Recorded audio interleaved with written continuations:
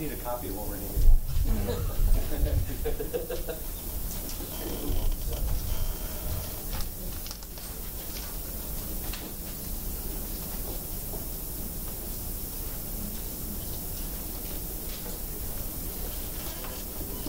This is, for those of you who don't know, who I think you probably all know, this is Brian Wheeler from Charlottesville tomorrow, and we're going to talk a little bit about some of the crowdfunding efforts that we've undertaken over the past several years. And, you were really one of the first local journalism organizations to really make a bit of a splash on Kickstarter, and had some success early on with that. I can't remember what year that was. It was probably 2011. But our goal was to get help funding some design work. We wanted to create 3D models of a road project.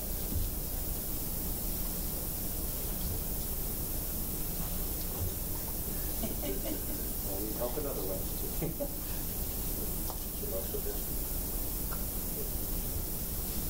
So this is what a typical road project looks like, as you know, in the maps that get handed out at public meetings.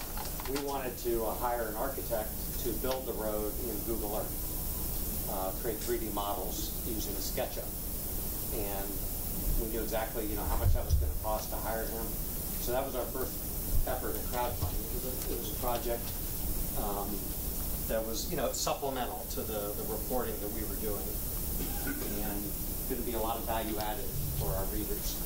And at the end of the day, they were able to fly through the road project in Google Earth, watch a movie of it, and we got some great visuals of the road. Interestingly, the Virginia Department of Transportation also benefited from the designs, because they were better pictures than what they had for this road project. So they were used in Richmond at the capital for the Commonwealth Transportation Board as well. And how many people took part in your efforts in this Kickstarter? Look at mine. So on that one, we had about 74 people, and they pledged about $7,000 for that project.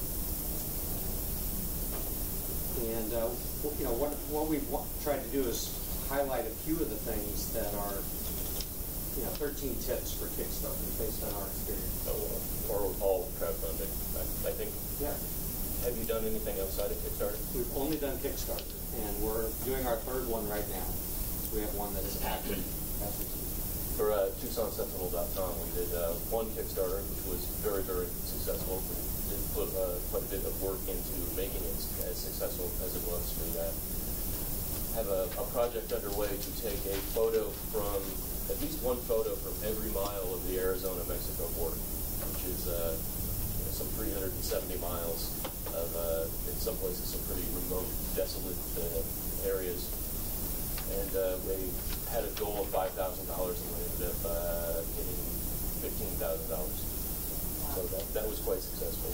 And then we took part in a sort of an effort that was organized by INN to have some crowdfunding going on Beacon Reader.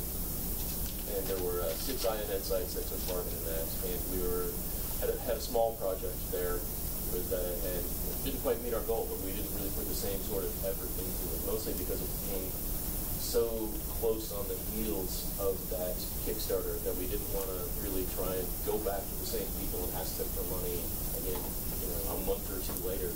We'd already used up a lot of social capital in getting people to donate to the Kickstarter. That's trying to get people to donate to the Beacon, even though it was a much smaller project. We didn't really want to pester people that much. We mainly just did it as sort of an experiment to see how Beacon worked. And, if it got funded, great. If it didn't, we weren't crushed by it. This one was considerably more important to us. Our second project involved expanding our coverage into a new beat education.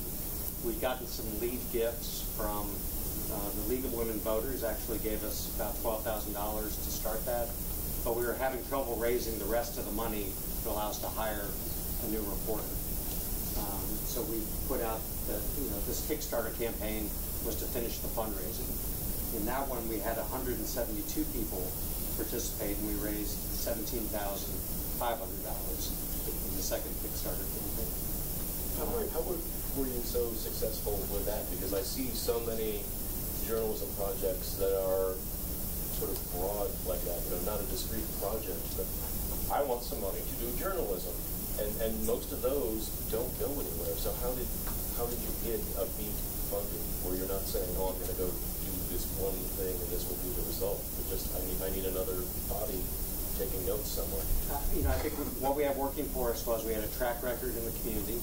We had an email list of about 10,000 people that we could use to try to draw people into the campaign, and they knew that we were going to take the approach we've been doing on these other issues, apply it to education.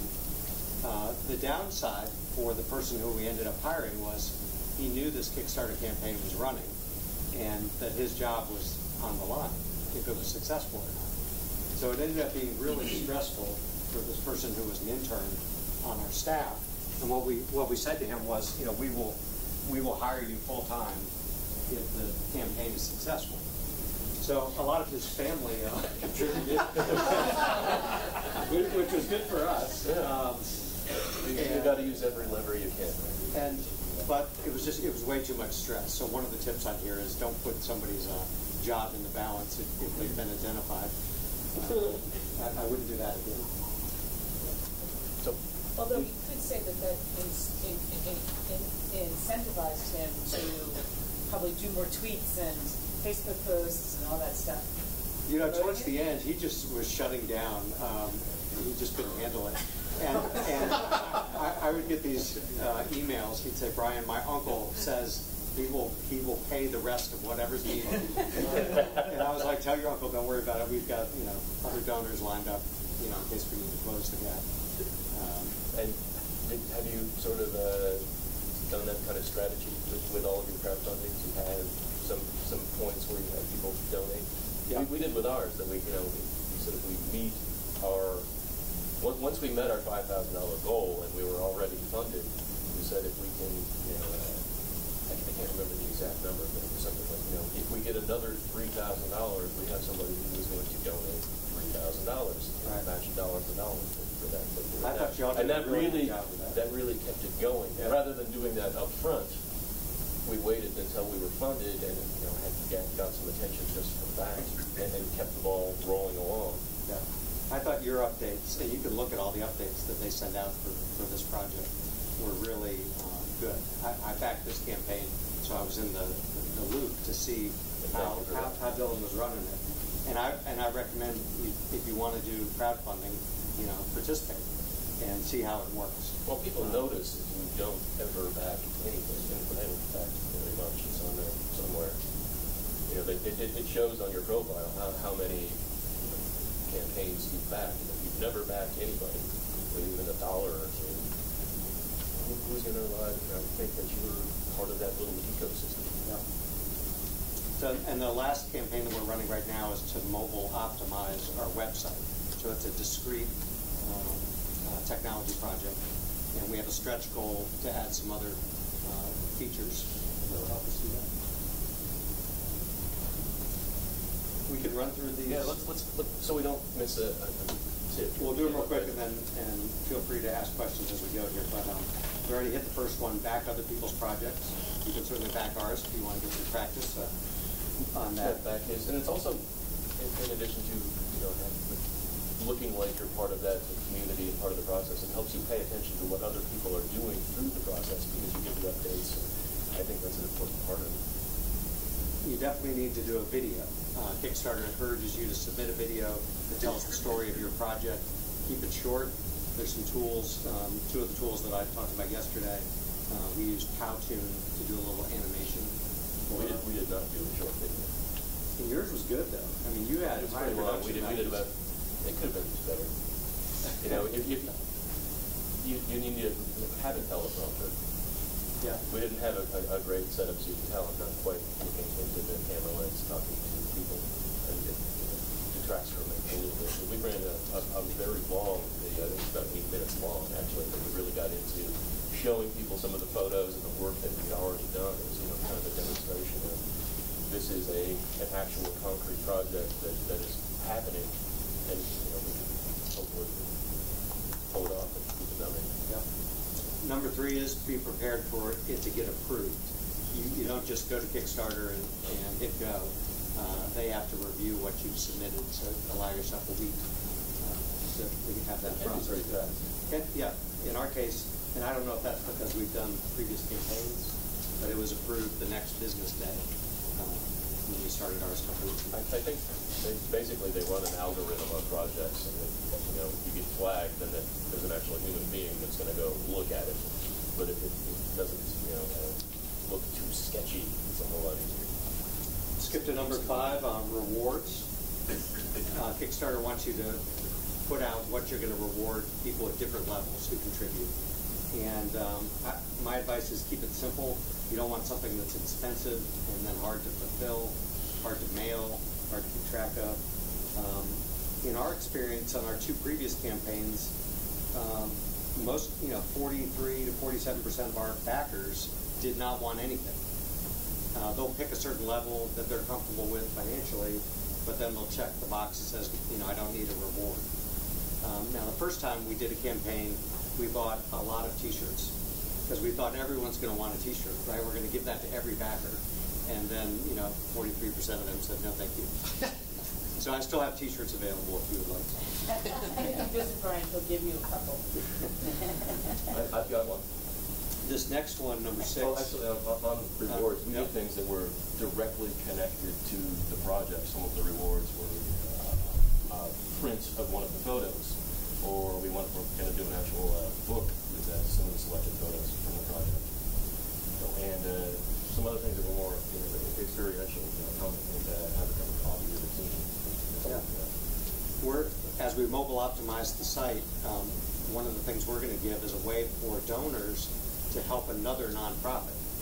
So they're helping us by making a cash contribution, but we're going to give them the chance to run an ad inside the app for some other nonprofit. And we did that in our previous campaign, and it went over really well. People liked the idea that they could support, and we were doing education. They wanted to support other education-oriented nonprofits. You have a question? Just a quick comment on rewards. Allow 4 to 6 weeks for delivery as your friend. You're asking me? No, it's just a way of getting an order for rewards before you produce them. Oh, gotcha. Yeah. Yeah.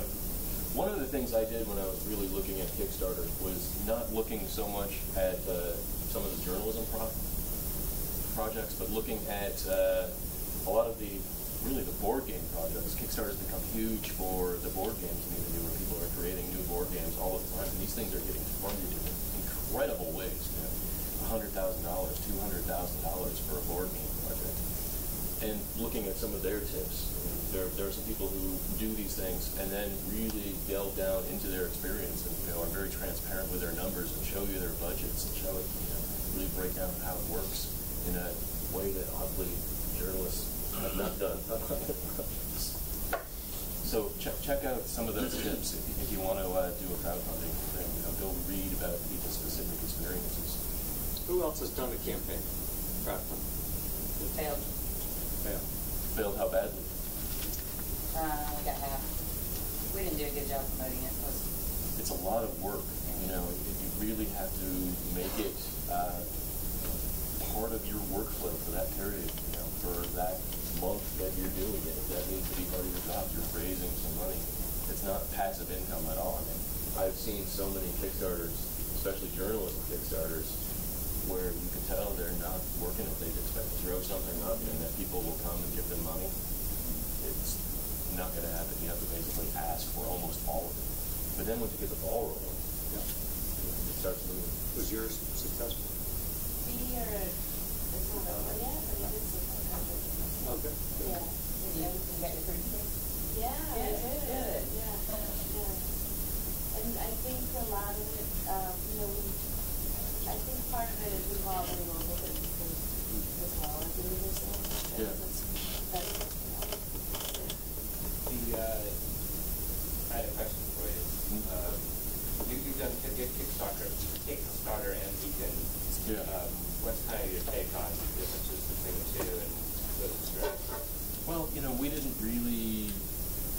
probably put a lot of effort into promoting the Beacon project. So, you know, it may have gone much better if we would have put a lot more into it. I think Kickstarter lended itself once we, you know, hit a certain point and had some momentum to having more random people from around the world run across us. You know, we had, you know, donations from all over the world because we ended up, you know, oddly being featured on the front page of Kickstarter got us like almost nothing. We got like $20 for having that spot. But, you know, we were the journalism project of the day, and that got us some, you know, some attention. And one of the interesting things is the staff at Kickstarter has, it seems to me, they're like almost required to donate to projects and, you know, just be involved and go hunt down for little things. So we had a number of Kickstarter staffers donate to this. It's not working. We only have 2 wireless, unfortunately. So pipe up if you have a question. Just wanted to make a suggestion. If you're going to do merchandise as a reward for anything, don't put the year on it. if it is related to a specific event, like a big deal event, like, you know, CT News Junkie annual roast 2014 to do it. But if it's just your brand, you're going to end up sitting on a case, like one last case of 2014 mugs. You know, you're got to give them away. If you run for office, don't put the year on your yard sign either. That's right. Let's jump down to number 8, gifts outside the campaign. Some people just don't want to deal with Kickstarter. They don't want to deal with some online merchant. So they would rather just write you a check or hand you cash. And my attitude is just take it and say thank you. And don't worry about keeping track of it. Don't be a downer and say, oh, this won't help with the campaign. Just say thank you so much and move on. We include in our total for the Kickstarter some, basically almost a couple $1,000 that came in outside of the Kickstarter system, even though it was prompted for that. It was for the project. There were people who, you know, would donate through their donor-directed fund at a family foundation who, you know, wanted to give us $1,000 for it, but they can't do it through Kickstarter. Yeah. So it's good if you can get some people on standby that can help you out as you near the finish line. You don't want to take any chance that you're not going to be successful if you're close. So get some people lined up that you know can make a major gift. Yeah, you don't want to fall $50 short or something like that, especially if you put a ton of work into it. Multiple gifts is something we see. People will make one gift to sort of see, you know, do a test, and they want to help you a little bit. And then, you know, as they read the updates, and Dylan's were really effective, that you'll find that they may give more. They get more excited about the project, especially as they see the progress meter moving. They want to help out. And you had some challenge gifts as well that helped. Yeah, the challenge gifts did, and we did have people who, you know, donated $1 or $5 initially, and then as things went along, you know, through that month, with, you know, up it a little bit, and especially I think right when we were at the point where I think we were funded within about the first week, maybe it was 2 weeks, to actually get over, you know, finally over the top. But we had, you know, sent out an appeal. One of the updates was, you know, help us bump over the top. You know, if you're already interested, maybe you want to invest a little bit more in this and make sure it happens. Let me show you the graph of the money coming in, because the next one is you just have to prepare for this anxiety.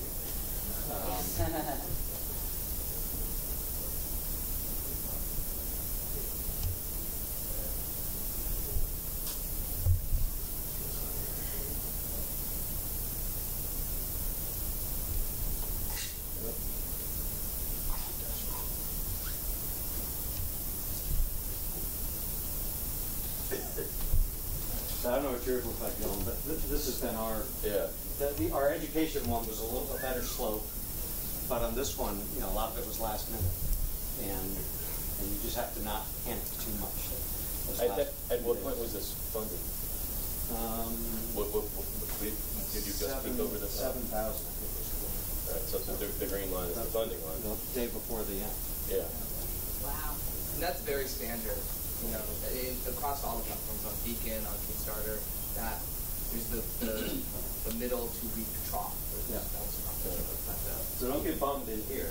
Just keep working. Keep on it. Yeah. And we had pretty much the same sort of looking graph. You know, we got funded pretty rapidly, and then, you know, went up just a little bit, and then, you know, a nice peak at the end was people were like, you know, even once you're funded, you can still keep working it. You know, if you are fortunate enough to, you know, get funded early in it, you can keep working it and you know, encourage more people to be a part of it. And some people want to be involved in something that's successful. They know it's already going to happen, so they might jump aboard just because of that. Whereas if you were still not funded, they might not want to be, you know, that might not be the social cue that makes them jump aboard. So, were your campaigns like 30-day campaigns then? Yeah. I think we did. Yeah, I think we did a month for ours. Yeah. Is there any value then to condensing it to a shorter time period? If it's Well, that's pretty risky. I mean, you want to give yourself enough time that you can, you know, contact all those people. And, you know, that's really what that trough in the middle is. That, you know, someone, you know, plateauing. You're actually doing a lot of work in those middle 2 weeks. Yeah. You're building the momentum so that you can actually get that spike at the end. So I actually think you need all 4 weeks. Some of the longer term projects, I think it's now 60 days is the max that you can do on Kickstarter. A lot of those end up not being funded just because they are so long. I mean, you need to have it compressed enough that, you know, one, you could actually, you know, take away from all the million other things that you need to do to put several hours a day into doing this work to get it through. So you know, We're a nonprofit, so we're trying to do our campaign during a time of the year when we're not doing our fund drive as well. So we're trying to separate those two fundraising activities, which leads me to number 12, which is, you know, you can treat these as charitable gifts if you're a nonprofit, but the onus is on you to send out the letter and communicate that to the donor. You've got to subtract out the value of any, you know, product that you're giving. all the details. Which now I think are free. And then the last thing is, you know, you're recruiting new people who are going to be fans of your organization. So you need to get them on your email list and keep in touch with them and get them plugged into everything that you're doing so that they will come back and support you in the future, whether that's membership, subscribers, or future vendors. How often can you return to your community for your campaign? You don't want to, you know, hit them up too often. We did. I think this one was 2011. We did 2011. We did 2012. We did, and then we skipped a year, and now we're coming back. So this is our third one in 4 years. And just like with any other sort of fundraising, you know, there's only so much that you can expect people to participate. And even though you are, with a lot of things, you know, offering something very small and discreet and, you know, that somebody can identify with, it's not just a broad fundraising campaign. It's still, you know, people get tired of giving to things after a while. You don't want to have that sort of burnout. I wonder if there are certain kinds of projects that run themselves to these kinds of things, and also if there's a risk of conflict of interest. Maybe you want to investigate the corruption in your town, and suddenly the mayor is giving 90% of your goal for funding, and how do you get around it? Well, I think that's true with any of the work that we're doing, that you have to be careful of those things. I returned a gift yesterday to a donor because he's on the ballot to be elected, and we're covering his campaign. So I sent him a note and said, thank you so much for supporting us. I need you to withdraw your pledge off Kickstarter because, you know, here's our policy. We don't take money from the candidate. I'll take their money. But I want the other guy's money too. What's that? We don't. As a nonprofits, it's very, very sketchy for us to take political advertising. Although things are loosening up a little bit with a couple of recent decisions, and we might be able to be a little bit more flexible. But I think as a matter of just our appearance in the community, we're not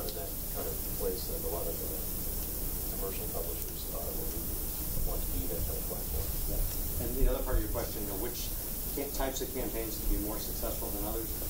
I don't really know, just because my experience is kind of limited. But for us, it's been, we try to pick discrete value-added things that our community readers will know they're going to get bang that they're looking for out of our product. You can't have something that is just, give me money to do journalism. You know, those really don't end up going anywhere. It needs to be a very specific thing. And really Kickstarter especially requires you to be doing a project, a product of some sort, not just, I want to run a news site. You know, a news site is not, that's a mechanism for doing something. I think there's also questions about like how discreetly local the project is versus like your project with the border. Like there's people across the country that are interested in that. So we got donations from England and Australia. Yeah, well, yeah, exactly. It is very local to us, and we're doing it because it is our backyard. But it did have a bit wider interest, and I think that's one of the reasons that we were able to be as successful as we were. And we expected to, cross our fingers and waited that we would get funded at $5,000, but to triple that was wonderful. And I think you said at the start about like, we're not as good about being transparent about what we're learning from our campaigns. Yeah. There is one site, Through the Cracks. I don't know if you're following that, but Victoria Johnson is all he's doing is trying to do case studies of crowdfunding, documentaries on crowdfunding. So it's called throughthecracks.net. I think I put it in the notes.com. Throughcracks.com. It's in the group notes here at that bit.ly line. But he's exactly trying to do these case studies, and I've also done a couple case studies at localnewslab.org too on the campaigns that we've run. So I've coached 2 campaigns now, so that's for new people. I think we might have time for one more question. Mine is really simple. What kind of data on your donors do you get from Kickstarter? Like, do you just get like their email address and their names, and do you get IP address? Like, what do you get?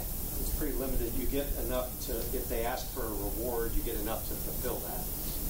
But they can choose to be anonymous. Yeah, they can. And in your situation, did you take the anonymous ones? We did. I mean, they were very small. Yeah. Anonymous. We didn't get any enormous, shocking, where we're like, why is somebody anonymous giving us $3,000? That would be a little weird. The only one that I found that gives you a lot more data is Patreon. Patreon actually focuses a lot on getting a lot of data to the creator. So that's just something I'm really focused on. And you can do, once you're funded, you can do one survey, which is generally, what size T-shirt do you want? But you might be able to ask some other sort of questions of people. Who knows whether they would answer or not. I mean, what we try to do, if I get a name, I try to match it to our database of voters. We have access to the voting the registration list. So then I get their address, and then they get the fund drive letter in November. So it's all about building up the fund drive list, keeping these people engaged. Thank you.